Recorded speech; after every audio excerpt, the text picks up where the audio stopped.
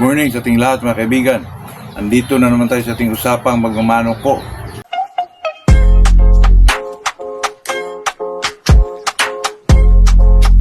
Itong hawak ko po ay ni-reserve ko mga kaibigan na gawin ko pang-broadcast sa national siguro, kundi hindi sa mga next pa mga kaibigan, next season po or early bird siguro mga kaibigan or ano ba.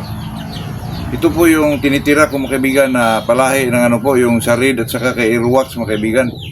Ito po ay apat sila mga kaibigan. Nakuha na po yung isa, hindi ko sana ibigay yun kasi talagang i-reserve ko mga kaibigan kasi iba sila po. Kaya ito yung hinawakan ko kasi nilinis ko po yung fly pin kasi sa fly pin siya nakalagay mga kaibigan. Nilinis ko po, ilagay ko po sa slimber para na naman yung isa mga kaibigan, yung kapatid niya mga kaibigan. Kasi tatlo na lang silang natira po. Ay yung isa na naibigay ko yun sa kaibigan natin na taga-Tagbilaran po.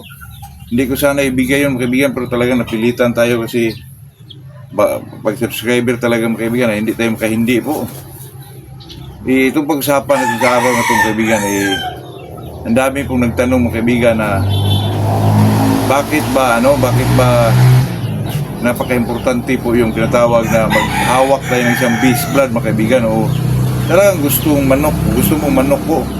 Sa akin naman mga kaibigan, lalo na dito sa probinsya po, ang ginagawang broodcock mga kaibigan o binibreed, nag-alaga ng manok ay talagang mga cruises lang po. Ito yan mga kaibigan, at saka ito kasing kaibahan ng may alam ka sa pagbibreed mga kaibigan ay talagang maghawak ka na isang gawin mong beast blood po.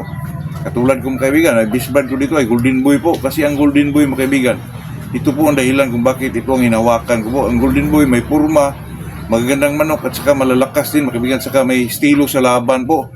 Kahit saan mo i-cross sa mga off colors na manok, mga sweater din o mga kilso round din, ay talaga magninik po mga kaibigan. Kaya napili ko po yung golden boy as a base blood ng ating area po. Kahit maliit lang ito na lugar mga kaibigan. Katulad nito, ito ay future natin na gawing po, broodcock o broodstag man. Tatlo ito mga kaibigan, tatlo na po natira kasi naibigay natin yung isa po. Pero pag may gusto dito ay talaga hindi pwede mga kaibigan. Totoo yan mga kaibigan.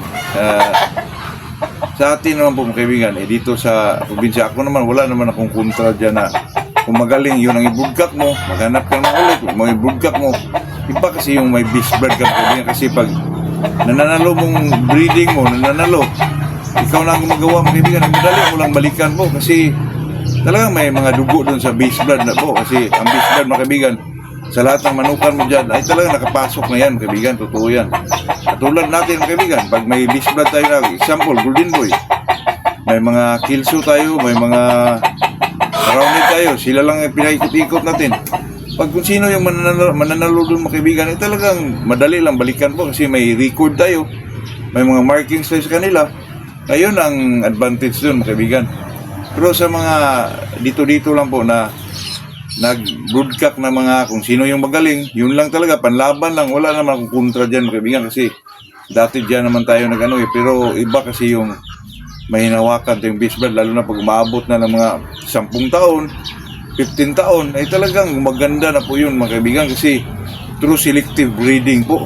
Totoo yan mga kaibigan. Kaya sa akin naman, hindi ko naman ako naghinikayat dyan na gawin nyo yan. Pero yan talaga mga kaibigan, mas lalong nag-enjoy tayo sa ating pagmamanok po pag mayroon tayong beast blood na hinawakan mga kaibigan. Kasi pagdating ng panahon, pinapapuro mo yan.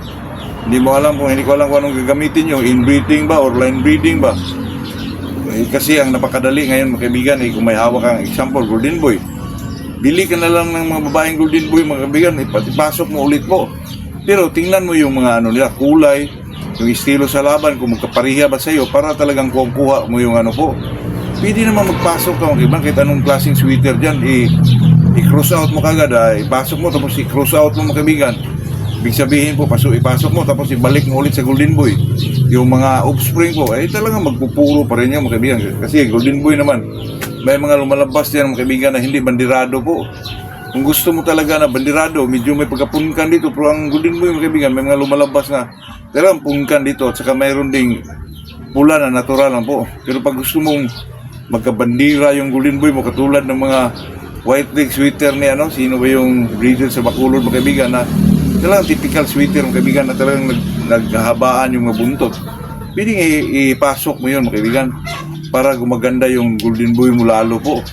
Tapos sa mga offspring doon, ibalik mo sa golden boy, sa papa ba o sa mga mama nila, i-cross out mo yun mga kaibigan para hanggat pabalik-balik naman ulit sa golden boy, mawala na yung mga kaibigan, pero nagpabilin pa rin yung bandirado at saka may pagkapunkan dito through selective breeding po. Kaya doon mga kaibigan, doon tayo medyo mas ma-enjoy lalo po. Yan lang po mga kaibigan, kasi ito kasing hindi naman tayo mga kaibigan na hindi naman tayo medyo pinangunahan natin yung ating mga kaibigan po. Sa atin lang mga kaibigan ay kung parang suggestion na rin to mga kaibigan, kasi dito kasi pag ang mga manok natin na medyo materialis po, medyo may presyo, katulad dito mga kaibigan, nawakan natin, ay talaga nagpresyo na ito ng mga 6,000 mga kaibigan. Pero hindi ito ay pang po, gagamitin natin sa next season pa, sa next pa po.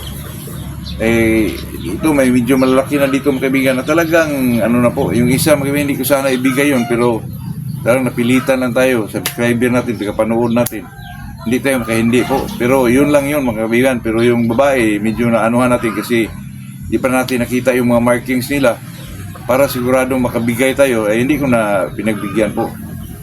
Pero itong mga palahing pamilyang ito mga kaibigan, nasa Red saka kay Airwax, talagang may naigibilin tayo mga kaibigan para magamit din natin po. Pati mga babae, mayroon din dyan mga kaibigan.